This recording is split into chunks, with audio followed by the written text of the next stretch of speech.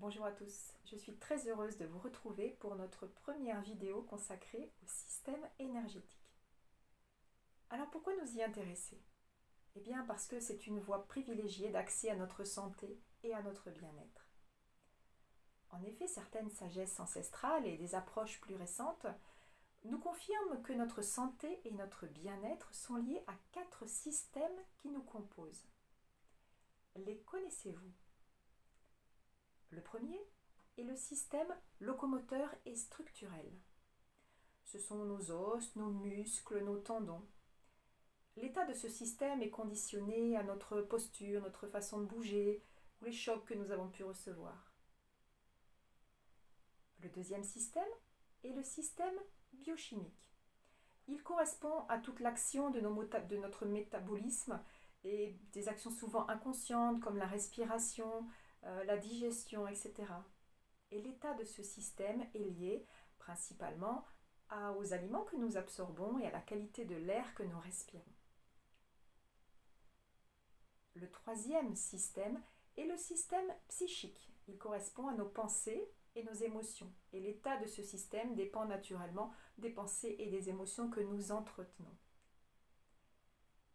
Le dernier système que l'on connaît un petit peu moins est le système énergétique.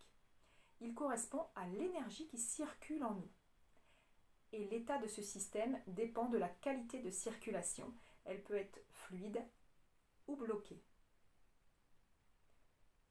La particularité est que ces 4 systèmes sont en interrelation permanente. C'est-à-dire que quand l'un dysfonctionne, il y a un impact sur les autres. Par exemple, si je suis stressée, c'est mon système psychique qui est atteint. Eh bien, il y a une influence sur mon système structurel et locomoteur. Par exemple, je vais avoir mal au dos. Il peut y avoir une influence sur mon système biochimique, par exemple, je vais mal digérer. Et il y aura une influence sur mon système énergétique, c'est-à-dire que je vais me sentir sans énergie, tout mou. La bonne nouvelle, c'est que ces interrelations marchent aussi dans l'autre sens. C'est-à-dire que si je soigne ou si je rétablis un des 4 systèmes, cela a un effet positif sur les autres systèmes. Et c'est pour ça que l'on parle des 4 portes de la santé. On peut utiliser une des 4 ou les 4. Par exemple, si je décide d'agir au niveau de mon système structurel et locomoteur, je vais par exemple m'adresser à un ostéopathe ou un kiné, ou alors je peux avoir recours à la chirurgie. Si j'agis par le système biochimique, eh bien, je peux faire attention à la qualité des aliments que je mange. Par exemple, je mange bio ou biodynamique. Et je peux aussi avoir recours à des traitements médicamenteux qui agissent sur la chimie de mon corps.